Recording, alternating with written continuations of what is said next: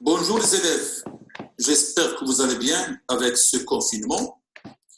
Aujourd'hui, on va voir la reproduction sexuée chez les gymnospermes. Donc, qu'est-ce que c'est que gymnospermes? Les gymnospermes, le mot vient du grec. Gymnos veut dire nu et sperma veut dire graine. Donc, ce sont des plantes qui ont des graines non protégées à l'intérieur d'un ovaire. Ils se caractérisent par la diminution de la longueur et la largeur de leurs branches, de la base vers le sommet, ce qui leur donne une forme conique. Donc, les questions auxquelles on doit faire face sont: quelle est l'organisation de l'appareil reproducteur chez les gymnospermes et comment s'effectue? Donc, on va commencer par l'organisation des appareils de reproduction. Prenez maintenant le document 1 de la page 139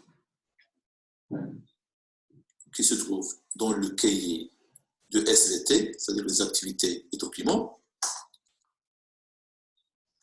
Ce document, il nous montre l'extrémité d'une branche de pin portant 3 générations successives de cônes femelles, et sur un rameau latéral, on voit un épi de cônes mâles. Ça veut dire un ensemble de cônes mâles regroupés en épis. Pour les cônes femelles, donc on peut observer un cône de 6 mois qui ne dépasse pas 1 cm de longueur. On peut aussi voir un cône femelle de 17 mois de couleur verte dont la taille atteint 7 cm. Et aussi, on peut voir un cône mature dont la longueur il peut atteindre 20 cm. Donc, ces cônes femelles, ils sont peu nombreux. Ils se trouvent au sommet des poussées de l'année. Et, comme on l'a dit, ils sont présents sur plusieurs années.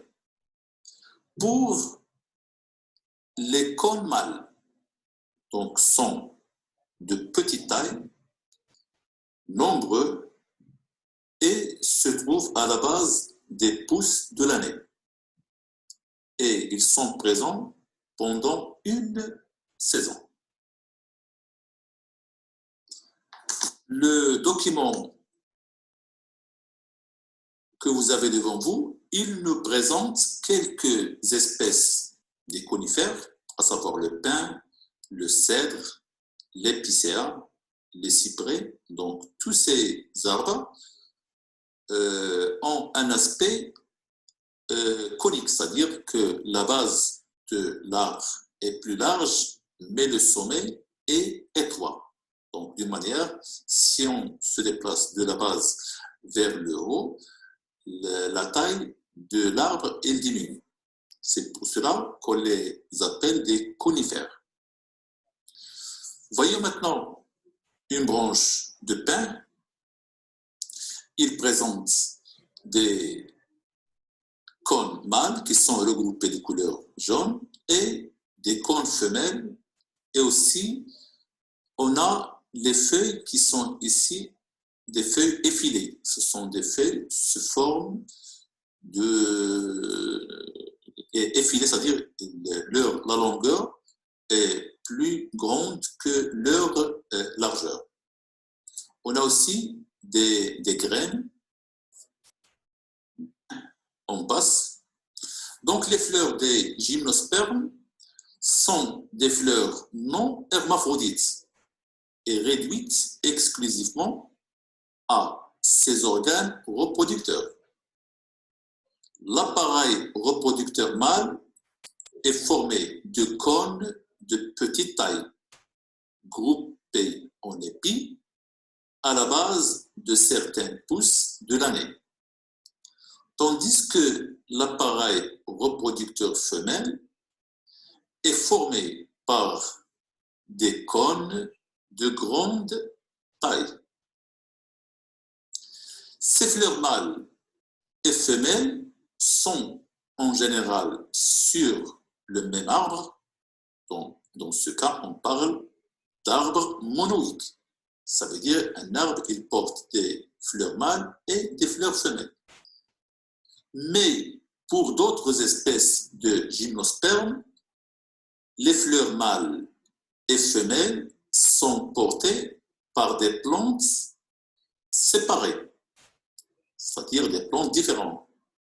Dans ce cas, on parle d'arbre dioïque. Ça veut dire que l'arbre, il porte des fleurs mâles et autres arbres portent les fleurs femelles. Maintenant, on va passer pour voir les organes reproducteurs mâles. Donc, l'appareil reproducteur mâle est représenté par le document numéro 1. Ce document, il nous présente 4 schémas. Donc, le premier, il présente la structure d'un épi de cônes mâles.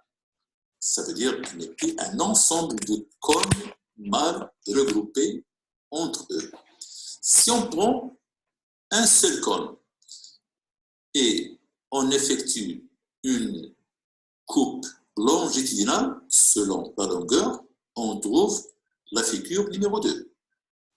C'est une figure qui nous montre que le cône mâle est composé d'un ensemble d'écailles.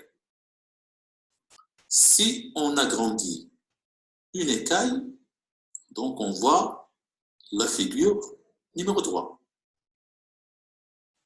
Donc c'est la structure d'une écaille qui porte un sac pollinique.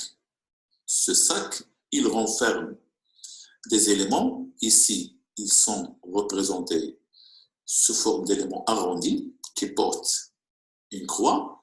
Ces éléments sont les cellules mères des graines de pollen. Ça veut dire les cellules qui vont donner des graines de pollen, et le grain de pollen est matérialisé par la figure du côté numéro 4. Donc, ce grain de pollen, qu'est-ce qu'il présente? Il présente 2 cellules protaliennes, aussi 2 sacs aérifères, ça veut dire des sacs qui sont remplis d'air, on va voir leur rôle ultérieurement.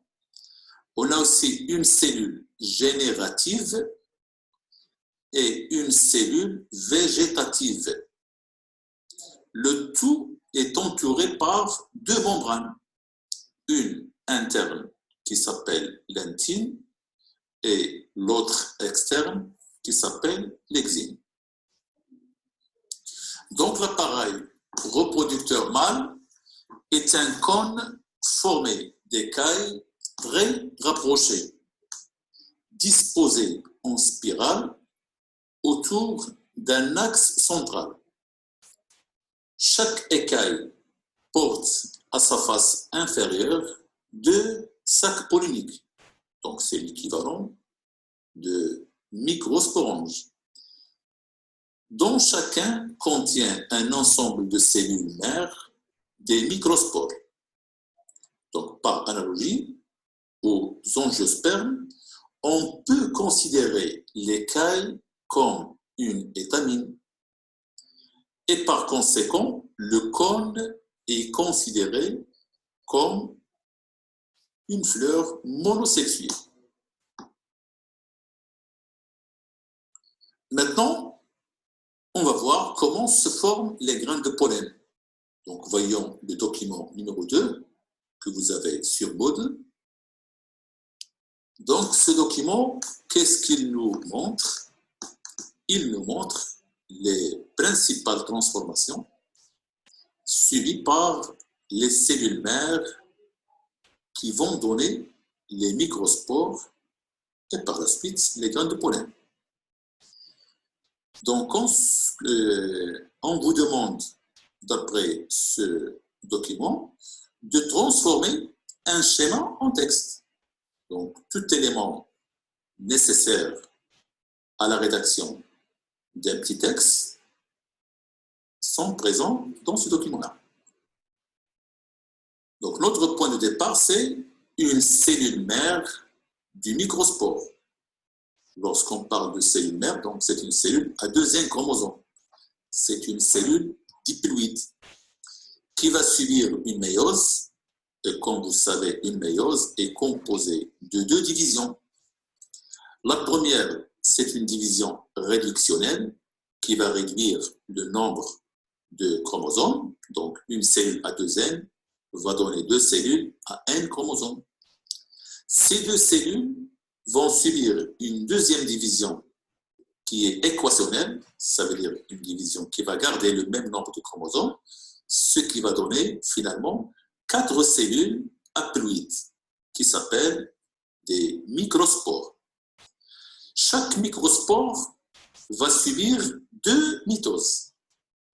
La première est une mitose inégale, ça veut dire il va donner une cellule de petite taille et une autre de grande taille.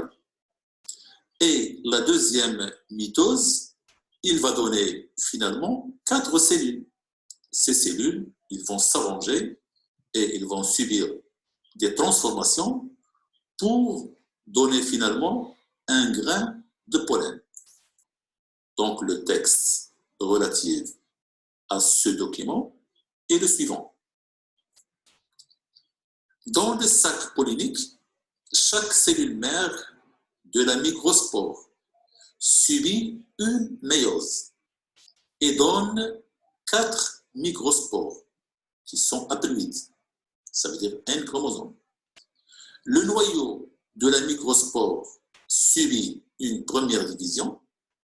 Celle-ci est asymétrique, ça veut dire qu'il va donner 2 cellules de taille inégale. Donc, elle donne naissance à 2 cellules de taille inégale. Ces 2 cellules se divisent à leur tour. Donc, la petite cellule va donner 2 cellules protaliennes. La grosse cellule, il donne une petite cellule générative et une grosse cellule dite végétative ou cellule de tube. Après différenciation, l'ensemble forme un grain de pollen. Maintenant, on va passer pour voir les organes reproducteurs femelles.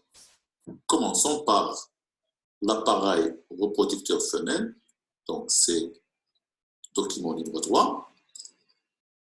Cet appareil se forme d'un cône.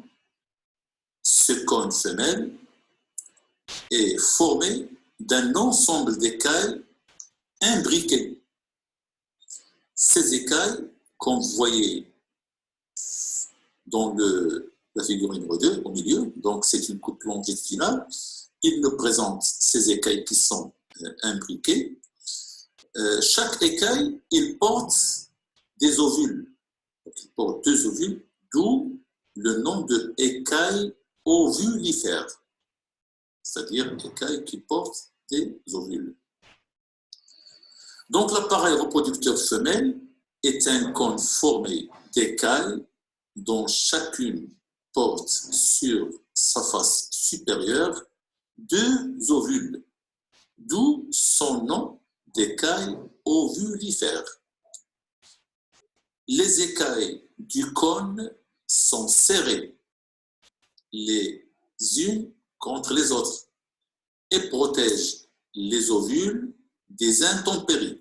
Ça veut dire qu'ils protègent les ovules des conditions climatiques qui sont parfois un petit peu sévères. Donc, par analogie aux angiospermes, on peut considérer l'écaille comme un carpel et par conséquent, le cône est considéré comme une fleur monosexuée.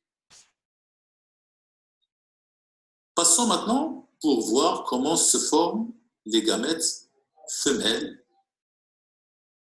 Donc, document numéro 4. Ce document, il nous présente les transformations les plus importantes subies par les cellules mères des mégaspores pour donner les gamètes femelles chez des espèces de gymnospermes. Donc, le point de départ, c'est une cellule mère du mégaspore qui se trouve au niveau du micelle. Donc, cette cellule, elle est diploïde, il va subir une méiose. Donc, une méiose qui passe par une division réductionnelle qui va donner deux cellules haploïdes. Et ces deux cellules, ils vont donner chacune va donner deux cellules. Donc, finalement, on va aboutir à la formation de 4 cellules haploïdes à partir d'une cellule diploïde.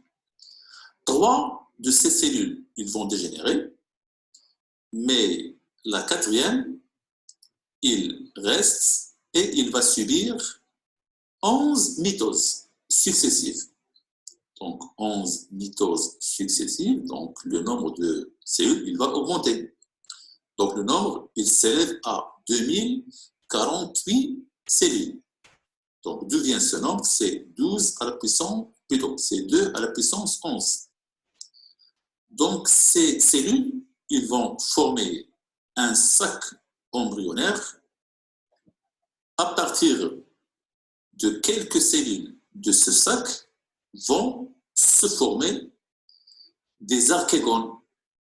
Ces archégones qui vont contenir l'oosphère ou le gamète femelle. Voyez maintenant le texte relatif à ce document-là.